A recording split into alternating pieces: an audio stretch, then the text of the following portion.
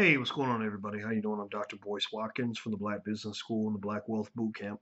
I was sitting here thinking about, the weekend. I was thinking about this 4th of July weekend and how a lot of people just are shutting down for the whole weekend, not just doing nothing but leisure, nothing but sitting around, hanging out with relatives, just not really being productive.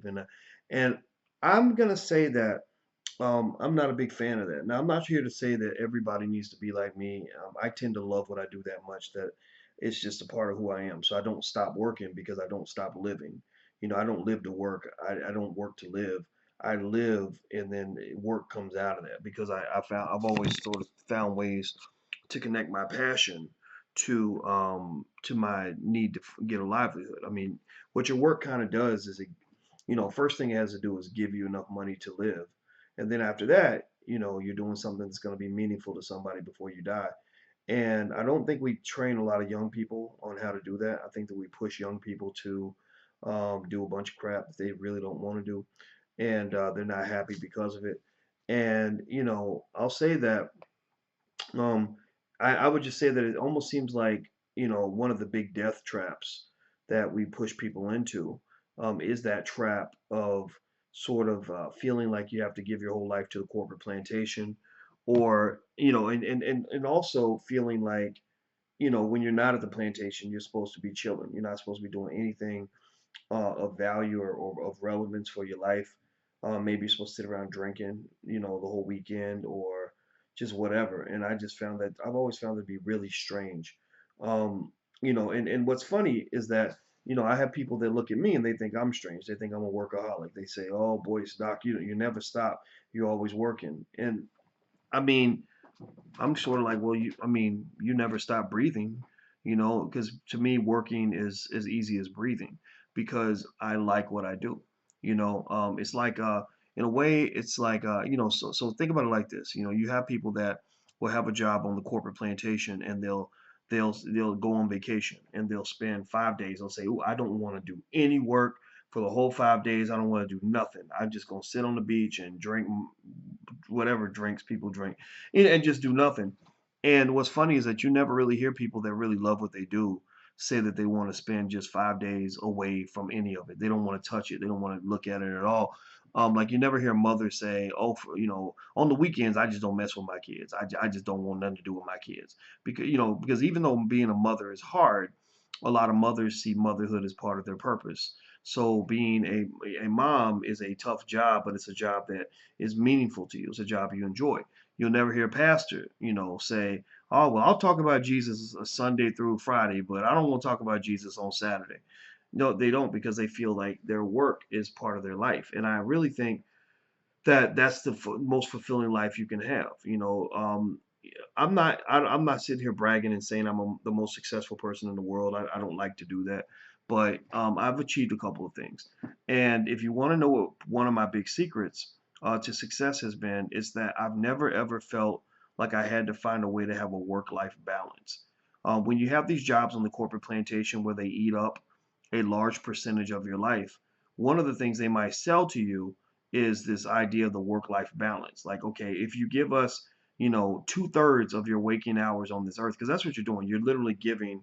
When you work at a corporate plantation and you're spending 10 hours a day at work, coming home from work, getting ready for work, etc.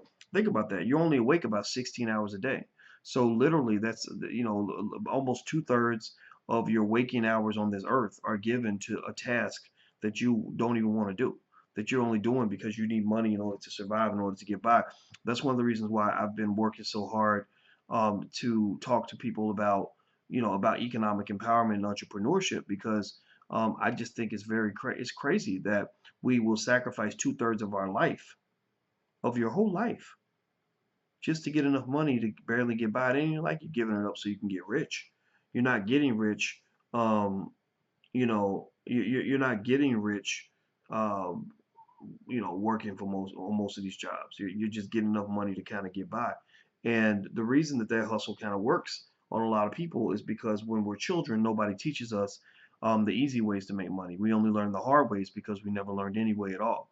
And I would just tell you that, I think it's so great that, you got rappers like Jay-Z now that are starting to rap about raising, your consciousness when it comes to economics. And I think that's going to be one of the most important things you could teach your children. Because if you teach them how to make money the easy way, then they know that they can get $1 million by making a good investment, or they can get $100,000 by owning something, as opposed to working for $15 an hour.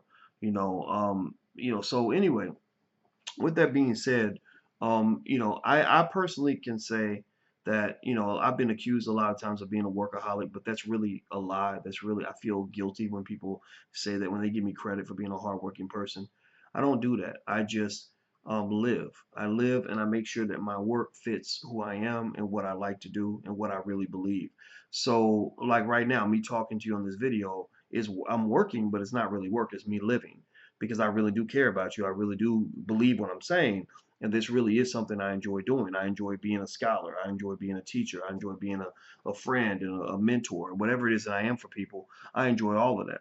So the same way a mother enjoys talking to her kids, I enjoy talking to black people. And so effectively, what I really want to say is that I think it's a very, very bad career angle to kind of have a 9 to 5 scenario where you're you're working all day at the job, and then when the job is over, you're kind of doing nothing and being lazy, and you're not building anything for yourself.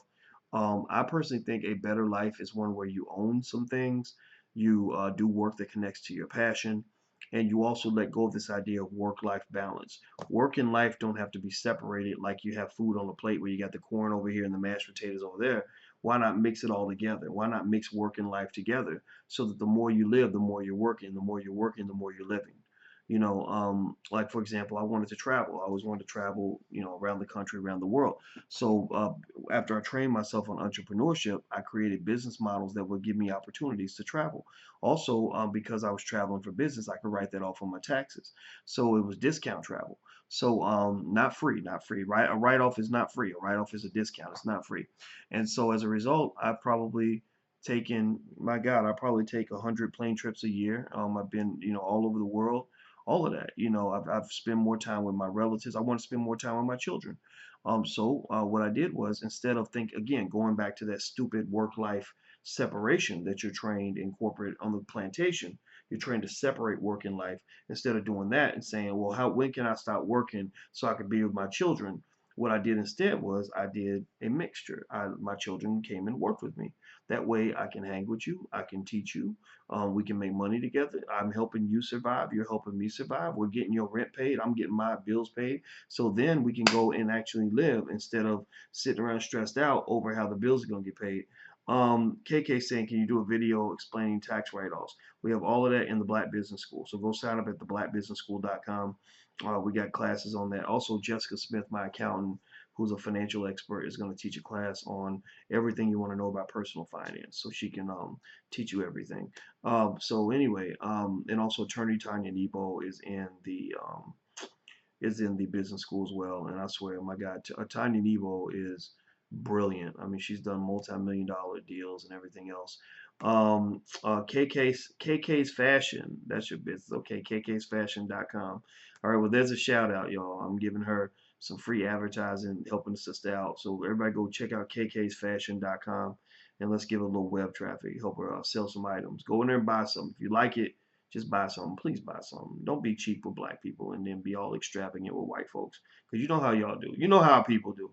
We love buying the white man stuff. That's why he loves you, for being a good financial slave. Anyway, KK's Fashion has free shipping too, so there you go. Anyway, I don't know if any of y'all know, but I'm gonna actually be in Philadelphia next week, the weekend of July 7th.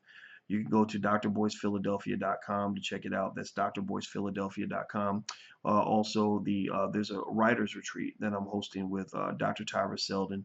Dr. Tyra Selden has a PhD in literature. She actually got her doctorate in literature. That's how we knew each other, from way back when we were in graduate school. And she has written, all kinds of stuff, books, curricula, everything else. And she makes a living as a writer. I've sold thousands and thousands of books. And so I built a decent brand. So what we're going to do for the weekend is teach people how to finish the book, how to get the book out there, how to market the book, how to do your writing in between books, and how to basically build a brand. So if you're interested in that, you can go to, I think it's greatblackwritersretreat.com. That's greatblackwritersretreat.com. Do I do mentoring? Yes, I do mentoring, Vaughn. I can't do one-on-one mentoring unless you want to pay a lot of money. My hourly consulting fee is very high, and it's high because I just can't talk to everybody individually. It would be literally impossible. But every now and then somebody wants some business advice or something like that. And of course, you can email staff@boycewatkins.com if you want to set up a session. But but actually, the best way to get mentorship is I have some programs for like young people that you can check out. One is which I think is a great program. It's blackkeystogreatness.com. If you go to blackkeystogreatness.com, that's where I really give life advice, like on everything that a person needs to know to be successful. And that program's cool because it's the fees low, and also the first month is totally free. So you can go to blackkeystogreatness.com. That's where I kind of break down all the little things that people don't know that I kind of figured out along the way on how to be insanely productive and really successful. And I'm not saying I'm the most successful person in the world, but I can say I probably have one of, if not the largest independently owned black media platforms in the planet. If you look at most people who can reach as many people as me, and I'm not bragging about me. I sound so freaking narcissistic. I don't want to say it like that. If you look at the number of people who can reach as many people as us, black people who can reach as many people as us without being owned by a white person, most of them are connected to a corporation. Most people, whether they're connected to, whether it's ABC, NBC, TV1, CNN, whatever, most of those people are connected to a corporation. We are the corporation. The company is owned by us. We are 100% black owned, and we did the damn thing. I built all of this off of my paychecks. It was paychecks and bootstrapping, and the thing that people don't know is that it took a lot of sacrifice in terms of me really focusing my life. Like I cut out the bullshit early. I didn't have time for it. When I first got started, I just said to myself, I need to treat my time as if my time is as important as if I was the president of the United States. And I took that very seriously. I did not let you waste my time. If you wanted to get on the phone and shoot the shit, I ain't got time for that. You want to go out drinking and clubbing and throwing money up at the club, I can't do that. I don't do that. That's not because a drunk black man is not a focused black man. So I don't want to be up here up in the club getting drunk. And the thing is, time management. In fact, when I was teaching at Syracuse, I used to not even go into the office because I did not want to spend 15 minutes driving to work and another 15 minutes coming home and another maybe 30, 40 minutes getting dressed every day. I felt like being at home would give me a chance to be most productive. I could literally get up, throw on my pajama pants, make some coffee, and go right in the other room and get it cracking, and nobody would bother me. I would work in complete solitude. You have to be cautious about who you have relationships with. I've had relationships like everybody else. I'm a regular heterosexual black man. I like black women, but you might notice some people notice I never got married, and it wasn't because I didn't meet some people that I could have been married to. It was because I did not feel that that the risks I was taking and the level that I was trying to reach would be easy to do if I didn't have the right partner. So it was kind of hard to find somebody that could really fit with that. And so I just kind of put that to the side because I didn't want to end up wasting my life in divorce court. A lot of people get these divorces. I'm thinking about this. No, think about anybody who has a bad relationship. I'm talking about really bad. They can't get nothing done. They can't be productive. Their partner is always in their ear, getting on their nerves, messing up their money, throwing them off their game, disrupting them emotionally. In fact, there's a study that shows. I wrote a book called Financial Lovemaking, and one of the things that I mentioned when I talk about that is that there are studies that show that when people get a divorce, the wealth level of the husband and the wife drops by about 70%. So if you ever really want to get broke, go into a bad marriage. So it wasn't like I never could have gotten married. It's just when it came up, I'd be like, "Ugh, I don't think I want to be a part of that with this particular person." And also, I didn't want, I was kind of a radical black man. I was out here really fighting the damn fight, saying things other people wouldn't say. And I really didn't want to have somebody telling me that what I was doing was wrong, or that, oh, well, now, you messed up the money trying to start this business, trying to pursue this stupid dream, and now the kids can't eat, stuff like that. So I'm not anti-marriage. It's just that I did not feel that. I feel like sometimes when you go to battle, like I was really trying to go to battle with my university. My whole career was on the line. It was totally at risk when I was at Syracuse. It was a complete mess. I was definitely going to be blackballed. There's no question. White folks will blackball the shit out of you when you become an outspoken black person. That's just a given. So I knew I'd get blackballed. I knew I'd be out, and I didn't want to bring other people into that chaos. So, long story short, there are so many traps people fall into that keeps them from reaching their potential. At an early age, I said, I'm going to point out these traps and I'm going to make sure I don't fall into any of them so that I can try to, get as close to my potential as possible. There are a lot of smart people out here who could have done great things, but something messed them up. It could have been a bad relationship. It could have been a bad career choice. Maybe fear caused you to take a job that had no long-term prospects, but you needed the money because you weren't financially secure. Maybe it was, you getting caught up in drugs or alcohol or whatever. You have to be very, very careful with that. Wasting time. People go to office, they go to work in their office. And I was observing how much time people waste talking to people they don't even like. I would see people in the hallway sitting around with so and so and in the hallway talking like, and I'm like, you're not getting anything done because every time you're trying to work, because your door's open, people are coming in your door and they're taking you away from what you need to do. So there are a lot of traps, and you have to know these traps. So that's what Black Keys to Greatness kind of does. If you're interested, like I said, the first month is free. You can do a 30-day trial. It's blackkeystogreatness.com. Let's see here. Um, Billionaire's Game says your spouse is an important aspect of your overall success throughout your lifetime. Absolutely. I mean, the right spouse can be wonderful. The wrong spouse can destroy you. And most Americans, I don't believe, are very good at marriage. I just believe that Americans are totally fucked up when it comes to understanding how to have good relationships. That's why we have our divorce rate is so high. In the black community, I think a lot of black women have no respect for black men because they had no respect for their daddy. A lot of times, if a woman doesn't respect her daddy, she won't respect you.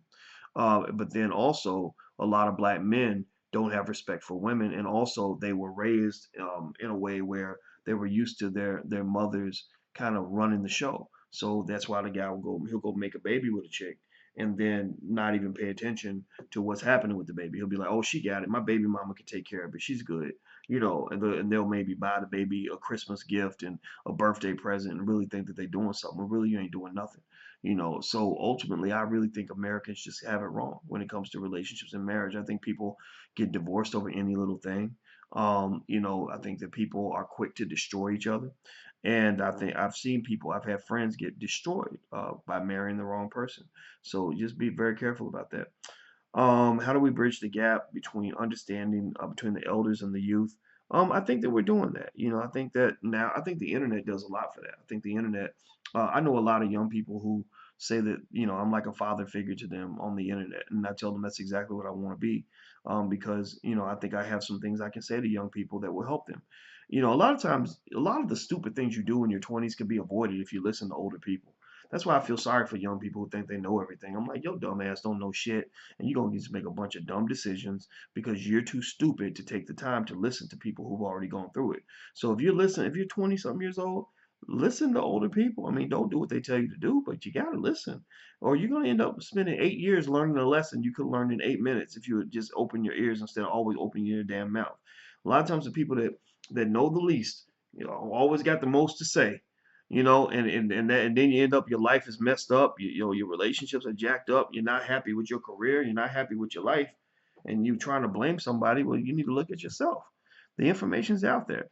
Um, Let me see here. We all get the same 24 hours a day to be used wisely. Absolutely, I agree with you. Deshaun says tuned in. What's going on, Deshaun? That's my dude right there. Ja Flame, everybody texting. Y'all shut up and listen. If you ain't got a valid question, it's distracting. That's right. That's right, Ja Flame. Tell him to shut up. I'm playing. Matt says a stock, something that pays dividends. I'm not talking about stocks right now. But you can join the blackstockmarketprogram.com and check that out if you want to. We talk about stocks all day, every day when we're in the Black Stock Market Program. So that's the blackstockmarketprogram.com. That's where I talk about investing in stocks and all that good stuff.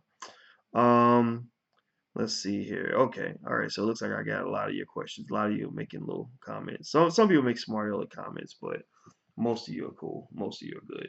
Um, anyway, I'm about to get out of here. I just wanted to kind of talk about just sort of what was on my mind tonight. I went to see the movie Baby Driver.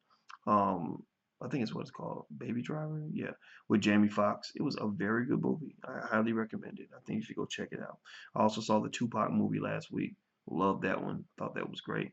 I what else? That's about it. I heard the Transformers movie sucks, so which makes me mad because I like movies like that. I like stuff with explosions and all that, you know. And I think feel like they took that franchise like farther than it needed to go. They need to go ahead and kill it.